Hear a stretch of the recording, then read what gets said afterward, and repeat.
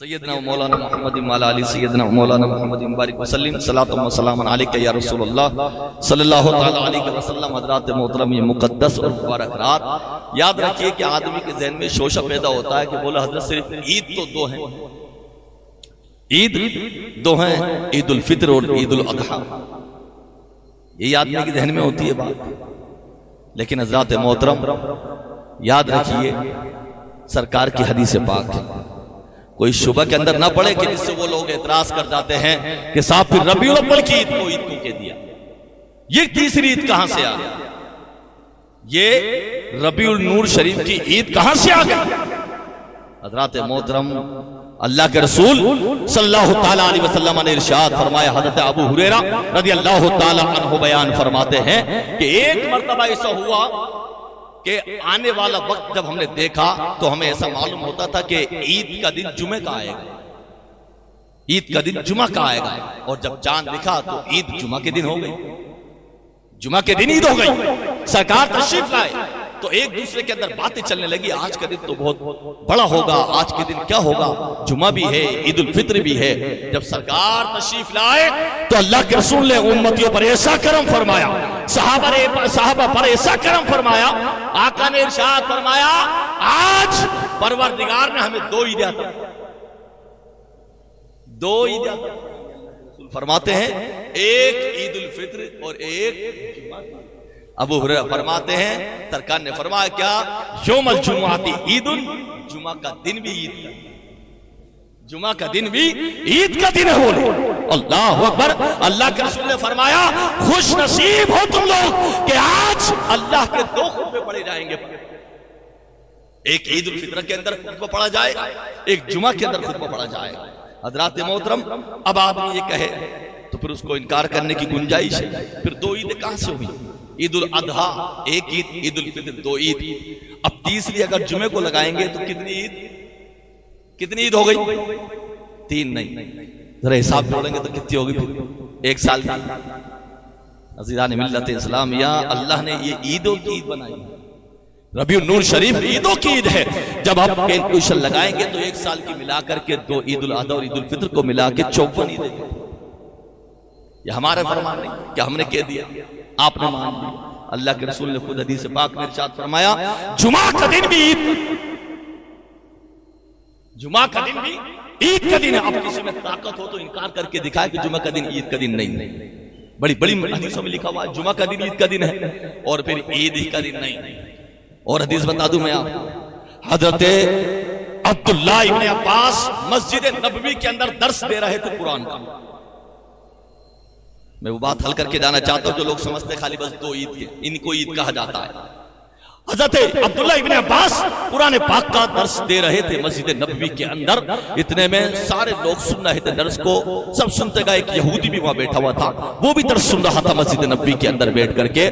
تو اللہ اکبر، آپ نے ایک آیت پڑھی الیوم اکملت لکم دینکم، اتنا پڑھا تو آپ اس کی تشریح کر رہے تھے، وضاحت کر رہے تھے، سرکار کے صحابہ کو بتا رہے تھے اس کی فضیلت یہ ہے، اس کی فضیلت یہ ہے، اس کا آیت کریمہ کا نزول ہوا تو اس کو فضیلت یہ ملی، اس سے یہ معلوم ہوا، آپ بیان کر رہے تھے۔ تو وہ یہودی بولا کھڑے ہو کر کے، لو انزلت ھذہ الآیہ علینا، اگر یہ آیت ہمارے موسیٰ کلیم اللہ پر نازل ہو جاتی تو ہم اس دن کو عید کا دن بنا دیتے۔ کیا کہتے ہیں عبداللہ بن عباس کے سامنے، اگر یہ آیت الیوم اکملت لکم دینکم، یہ آیت اگر موسیٰ کلیم اللہ ہمارے نبی پر نازل ہو جاتی تو ہم اس کو عید کا دن بنا لیتے۔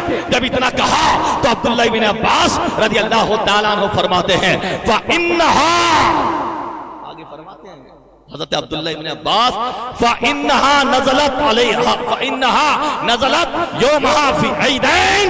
اللہ اکبر، آپ نے فرمایا آپ کو بنا لیتے اور آج ہم نے عید کا دن بنا لیا۔ آج عید، بولے کیوں آج عید کا دن کیا ہے؟ یہودی نے کہا آج عید کا دن کیا ہے؟ تو پتہ ہے آپ نے کیا کہا؟ عبداللہ ابن عباس فرماتے ہیں اس آیت کی خوشی کے اندر جو آیت کریمہ یہ نازل ہوئی الیوم اکملت لکم دینکم، تو ہم نے عید کا دن بنا لیا، یہ آیت کریمہ نازل ہوئی تو اس دن اللہ اکبر آپ نے فرمایا عرفے کا دن تھا، حج کا دن تھا۔ حضرت ابن عبداللہ ابن عباس فرماتے ہیں حج کے دن کو بھی حج کے دن کو بھی اللہ کے رسول نے عید کا دن. اب کتنی عید ہو گئی؟ اب کتنی ہو گئی؟ 54 کے بعد 55 عید ہوئی. حضرات محترم حج کے دن کو بھی عید کا دن کہا گیا.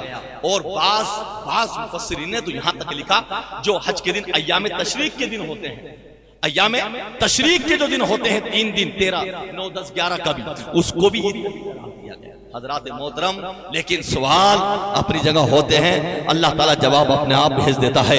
یاد رکھیے اب میں آپ سے معلوم کرنا چاہتا ہوں، حج کا دن بھی عید کا دن ہے، جمعہ کا دن بھی عید کا دن ہے، عید الفطر بھی عید کا دن ہے، عید الاضحیٰ بھی عید کا دن ہے.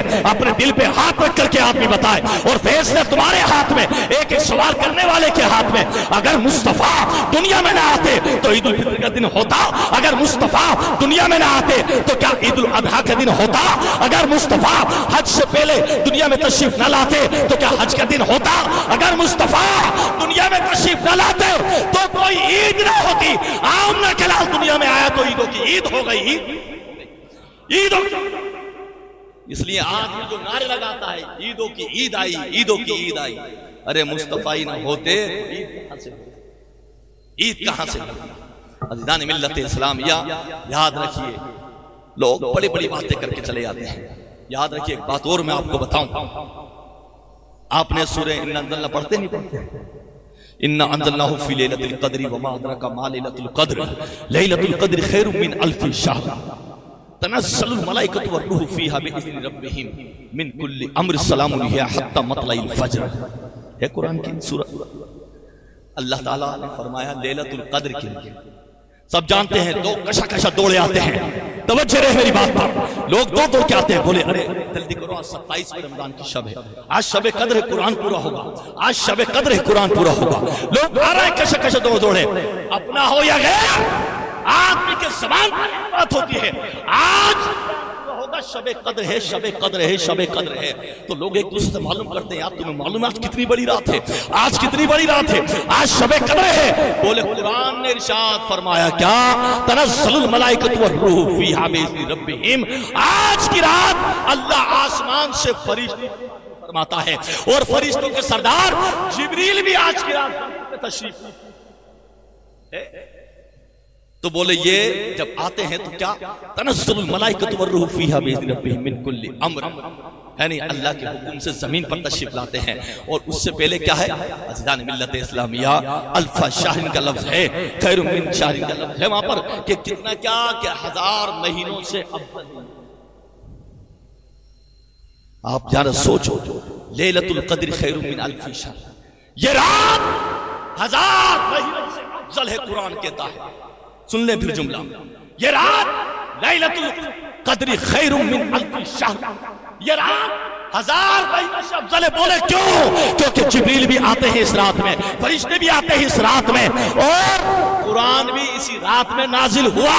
تو یہ رات 1000 مہینوں سے افضل ہے. تو شیخ عبدالحق محدث دہلوی نے اپنا قلم اٹھایا اور قلم اٹھا کر کے کہا ارے لیلۃ القدر رات 1000 مہینوں سے افضل ہے، اور لیلۃ القدر کی رات سے افضل جس رات آمنہ کا لال تشریف لایا وہ رات اس سے بھی افضل ہے، اس سے بھی افضل ہے وہ رات.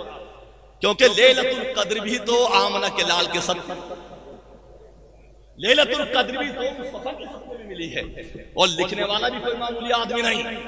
شیخ عبدالحق نے لکھا خود کہ لوگوں نے کہا قرآن کا فرمان سنا، بولے میں بھی وہی کہتا ہوں کیا کہ لیلۃ القدر کی رات آپ جانتے ہیں کہ کیا خیر من الف شہر، کہ 1000 مہینوں سے افضل ہے.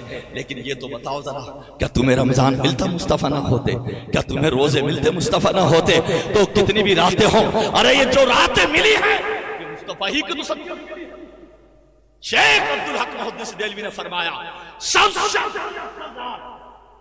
سب سے بڑی افضل رات اگر کوئی ہے تو وہ ہے جس وقت سہانی گھڑی میں میرا مصطفیٰ تشریف لاتا، جس سہانی گھڑی چمکا طیبہ کا چاند، اس دل افروز ساعت پہ لاتا